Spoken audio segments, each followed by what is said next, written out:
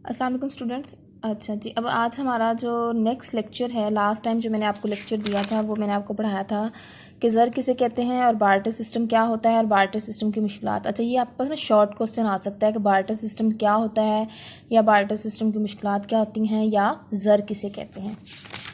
आज जो हमारा टॉपिक है वो है इवेल्यूएशन ऑफ मनी, ज़र का इर्तिका, मतलब कि पैसा वजूद में कैसे आया। कि सबसे पहले तो हमने पढ़ लिया जी बार्टर सिस्टम, इसकी 4 स्टेजेस हैं, ठीक है। पहली स्टेज जो है उसमें आप लोग चीज़ों को मतलब एज ए ज़र यूज़ कर रहे थे। दूसरी स्टेज में आपके पास धातें मतलब सोना चांदी सिक्के आ गए वो।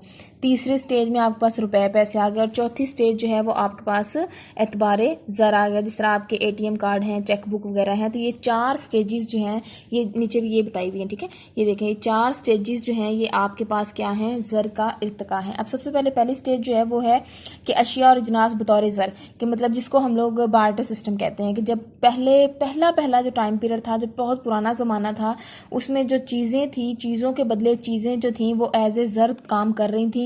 लेकिन और पहली बात, पहले ज़माने में क्या होता था, तम्बाकू जो होता था ना उसको हम लोग बतौर ज़र इस्तेमाल कर रहे होते थे। हम लोग कहते थे ये ज़र है, कि मतलब अगर किसी ने कोई चीज़ लेनी है तो उसके पास तम्बाकू होता था, वो तम्बाकू दे के जो था ना वो बाकी चीज़ें ले लेता था, ठीक हो गया। लेकिन तम्बाकू क्योंकि गल सड़ जाने वाली चीज़ थी, इसको हम ज़ख़ीरा नहीं कर सकते थे, तो इस वजह से ये वाला जो पहला मरला था ना ये हमारा फेल हो गया।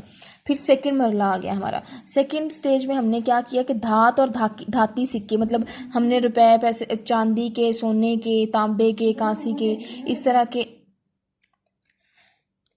तो हम लोग क्या कर रहे थे, धात और धाती सिक्कों को बतौर ज़र इस्तेमाल कर रहे थे। कि मतलब मिसाल के तौर पर जिस तरह ये देखें, ये आपके पास जनाब ये सिक्के हैं, तो ये आपके पास क्या है, ये आपका धाती ज़र है। कि मतलब हम लोगों ने ये धात है कि मतलब इसमें कोई भी धात यूज़ हुई है, सोना यूज़ हुआ है, चांदी यूज़ हुई है, तांबा है या कांसी है, तो इसको हम लोग क्या कर रहे हैं, बतौर धात इस्तेमाल कर रहे हैं। कि ये हमारे धाती सिक्के हैं जिसको हम लोग शॉपिंग करने के लिए, अपनी चीज़ें परचेज़ करने के लिए कर रहे हैं। लेकिन ये क्या था, इसमें भी मसला आया कि ये धाती सिक्के जो थे ना ये भी फेल हो गए। क्यों फेल हो गए, इसलिए कि हम पहचान नहीं कर पा रहे थे कि आया ये जो हमारे पास सिक्के हैं, ये सोने चांदी के बने हुए सिक्के, या क्या ये सही हैं, क्या ये बिल्कुल सही है, मतलब इसमें कोई मिलावट तो नहीं है। तो हर बंदा तो नहीं कर सकता था ना, चेक कर सकता। मतलब कई लोगों के पास तो चेक करने के तरीके थे कि वो चेक करके बता सकते थे क्या है ये सोना ठीक है या इसमें मिलावट नहीं है। तो हर बंदा जो है वो चेक नहीं कर सकता था, तो इस वजह से आपका ये धात और धाती सिक्के जो थे वो भी फेल हो गए। क्लियर होगी।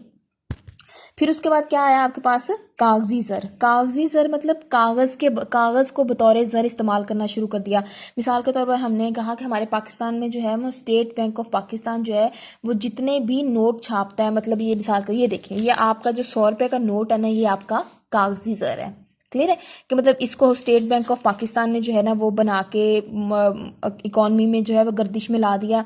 तो इसको, ये कागज़ के टुकड़े को जो है आप बतौर ज़र इस्तेमाल करते हैं।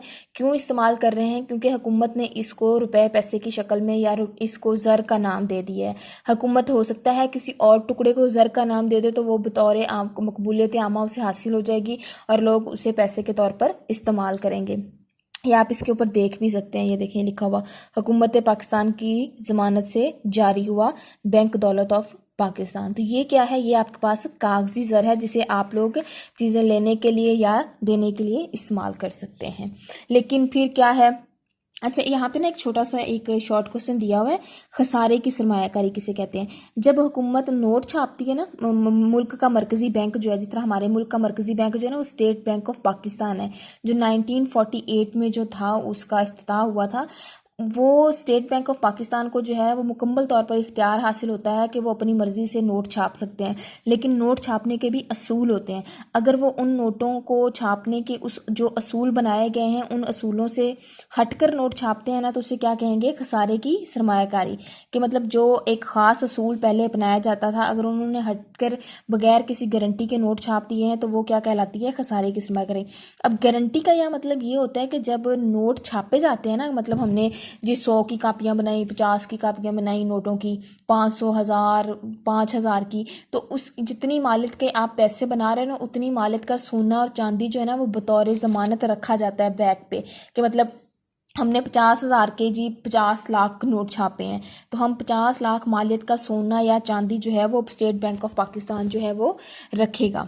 क्लियर हो गई ये बात। अगर वो इतना सोना या चांदी जो है वो उस मालियत का नहीं रखता तो और नोट छाप देता है तो उसे आप लोग क्या कहेंगे, खसारे की सरमायाकारी। क्लियर हो गई। अच्छा, फिर चौथी स्टेज है इसकी ज़र एतबार, मतलब ऐसी चीज़ जिसे आप लोग बतौर ज़र इस्तेमाल कर रहे हैं, एतबार के तौर पर इस्तेमाल कर रहे हैं। अब इसमें क्या एग्जांपल हो सकती है, आप थोड़ी देर के लिए अपने माइंड में सोचें कि मतलब ज़र एतबार क्या हो सकता है। ठीक है, तो ज़र एतबार जिस तरह के आपके एटीएम कार्ड्स हैं, आपकी चेकबुक हैं, तो ये सारी की सारी क्या होती हैं, ये एतबारी ज़र होता है। मिसाल के तौर पर ये देखें, ये है एटीएम कार्ड। ठीक हो गया, ये एटीएम कार्ड है जिसे आप लोग जब चाहें बैंक में जो है वो एटीएम में जाके इसको यूटिलाइज़ कर सकते हैं और इससे आप पैसे जो है वो निकलवा सकते हैं। अब मेरे एटीएम में कितने पैसे हैं, मतलब सपोज दैट हम फ़र्ज़ कर रहे हैं कि मेरे पास जो है जी 10 लाख है। अब 10 लाख हर टाइम तो मैं हाथ में उठा के नहीं फिर सकती ना, तो वो सारे पैसे जो हैं वो मेरी बैंक में पड़े हैं और मेरे हाथ में जस्ट एक ये कार्ड है। ये कार्ड क्या है, ये एतबारी ज़र है जिसे मैं जब चाहे जहाँ चाहे अपने पैसे निकलवा सकती हूँ। तो ये हो गया ज़र एतबार। अब आपको चारों स्टेजेस समझ आ गई। पहली स्टेज में हमने क्या पढ़ा था, चीज़ों के बदले चीज़ें। ठीक है, दूसरी स्टेज में हमने पढ़ा धाती ज़र, तीसरी स्टेज में हमने पढ़ा क्या कहते हैं इसको, कागजी ज़र, और चौथी स्टेज में हम लोगों ने पढ़ा एतबारी ज़र जिसे हम लोग क्रेडिट कार्ड या एटीएम कार्ड वगैरह कहते हैं। क्लियर हो गई यहाँ तक। अब है ज़र का मफहूम, कि ज़र का मफहूम क्या, मीनिंग ऑफ मनी, मतलब पैसा है क्या। तो इसकी डेफिनेशन, डिफरेंट डेफिनेशंस दी हुई हैं। आप सबसे पहले हम लोग प्रोफेसर वॉकर की डेफिनेशन देखते हैं कि हर चीज़ जो ज़र के फ़राइज़ सर अंजाम दे ज़र कहलाती है। अब ज़र के फ़राइज़ क्या होते हैं कि मतलब कि आप उसको लेन देन के लिए इस्तेमाल कर सकते हैं, आप उसको ज़ख़ीरा कर सकते हैं, और अगर आप उसको उस चीज़ को एज ए ज़र इस्तेमाल कर रहे हैं तो कोई बंदा ये नहीं कह सकता कि नहीं जी मैंने नहीं लेना, ये जो है ये ज़र नहीं है। तो हर वो चीज़ जो ज़र के फ़राइज़ सर अंजाम दे ज़र कहलाती है।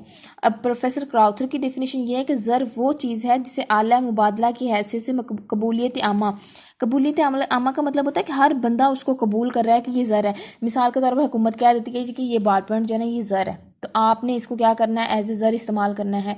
तो हम लोग क्या करेंगे, ये इस बाल पॉइंट को क्या है, कबूलियत आमा हासिल हो चुका है क्योंकि हुकूमत ने इसको कह दिया है कि ये आपका ज़र है।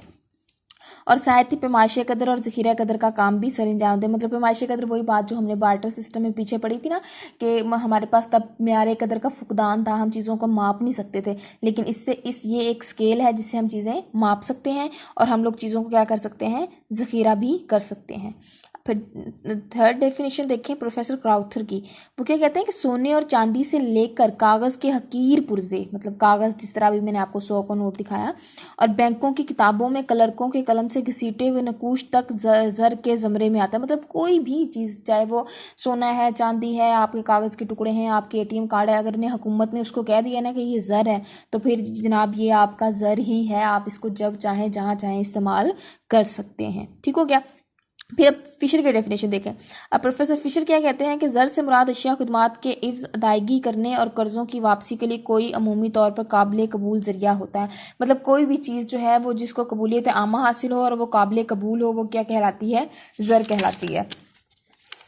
अब अच्छा, इसके बाद जनाब प्रोफेसर माइज़र की डेफिनेशन है, ज़र वो चीज़ है जो कर्ज़ों के लेन देन में वसी तौर पर कबूल की जाती है। अब ज़र क्या चीज़ होती है, कोई भी ऐसी चीज़ जिसमें ये दो वैल्यूज़ पाई जाएँ वो ज़र कहलाती है। सबसे पहली वैल्यू क्या है कि ये बतौर आला मुबादला आम लोगों में गर्दिश करे और इसे लोग बिला रोक टोक कबूल करें। वही बात जो मैंने अभी आपको थोड़ी देर पहले बताई थी कि हर बंदा उसको कबूल करे, ये ना कहे जी मैंने ये बाल पॉइंट नहीं रखनी, ये तो बाल पॉइंट है। लेकिन क्यों हम इसको कबूल इसलिए कर लेंगे क्योंकि हुकूमत ने कहा ये एक ज़र के तौर पर काम कर रही है। ठीक हो गया। दूसरी डेफिनेशन ये है जिसे ज़ख़ीरा भी किया जा सके और साथ ही पैमाइश कदर भी काम दे। मतलब उसको हम स्टोर कर सकते हैं, मतलब इस बाल पॉइंट को आप स्टोर किए रखें, आप साल बाद भी निकालेंगे तो ये बाल पॉइंट निकल आएगी। लेकिन अगर आप बार्टर सिस्टम में देखें, हमने काजी सब्जी जो है ना वो हमने ज़र के तौर पर इस्तेमाल की, लेकिन आप सब्जी को स्टोर तो नहीं कर सकते ना, उसको थोड़ी देर बाद स्टोर करेंगे वो क्या हो जाएगी, ख़राब हो जाएगी। क्लियर हो गई ये बात। तो ये है आपकी ज़र की डेफिनेशन, ज़र किसे कहते हैं, और उसके बाद आपके पास के कोई भी ऐसी चीज़ जिसमें ये दो वैल्यूज़ पाई जाएं वो क्या कहलाती है, ज़र कहलाती है। नीचे जो दी हुई है ये भी इसी की एक्सप्लेनेशन है, वो भी आप देख लें।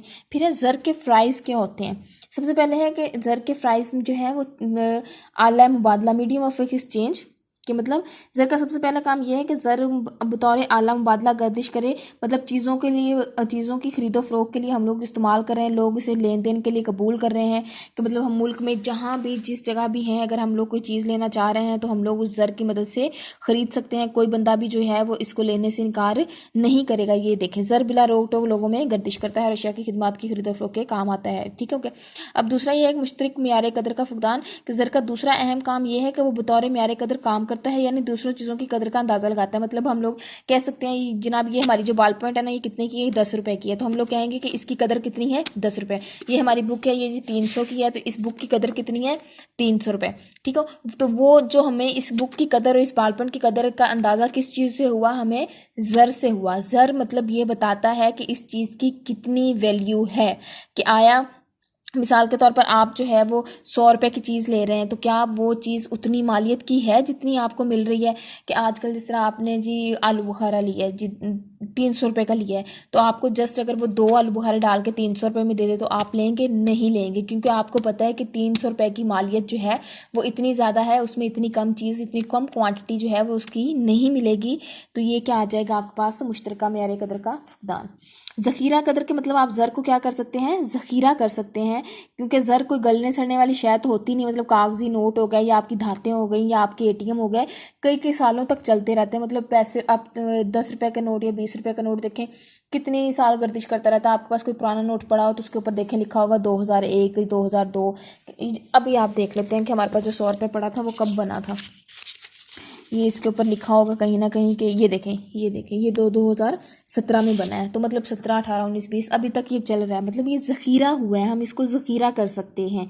तो कोई भी चीज़ जो गले सड़ेगी नहीं, तो उसके अंदर ज़ख़ीरा कदर का काम भी जो चीज़ देती है वो क्या कहलाती है, ज़र कहलाती है।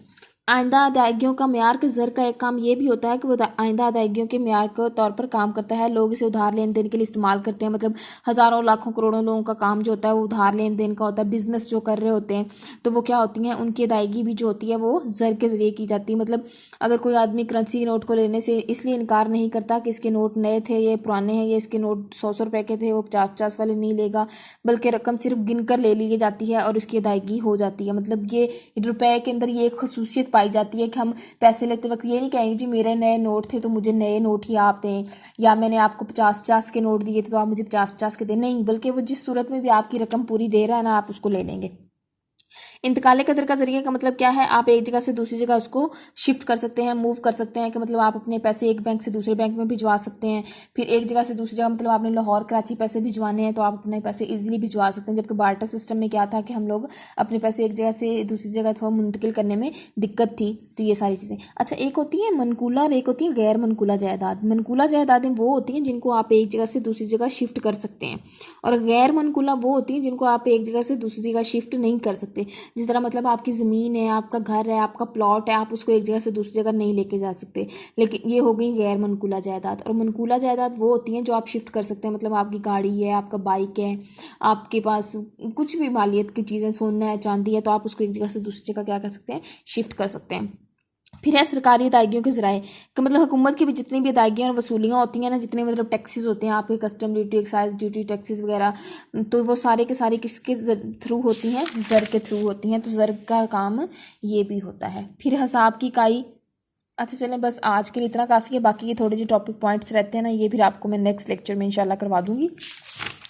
तो ये हो गया आपका ज़र का मफहूम पढ़ लिया हम लोगों ने, और ज़र के फ़्राइज़ पढ़ लिए। ठीक हो गया ये। अब अच्छा, ये ना लॉन्ग क्वेश्चन भी आ सकता है आपके पास। ये लॉन्ग क्वेश्चन आ सकता है कि ज़र से क्या मुराद है और ज़र के फ़्राइज़ क्या हैं। और ये शॉर्ट क्वेश्चन भी आ सकते हैं कि ज़र के फ़्राइज़ की हेडिंग्स दें। क्लियर हो गई? चलें ठीक है, अब नेक्स्ट इंशाल्लाह हम लोग जो है बाकी अगले लेक्चर में डिस्कस करेंगे। Okay, good luck.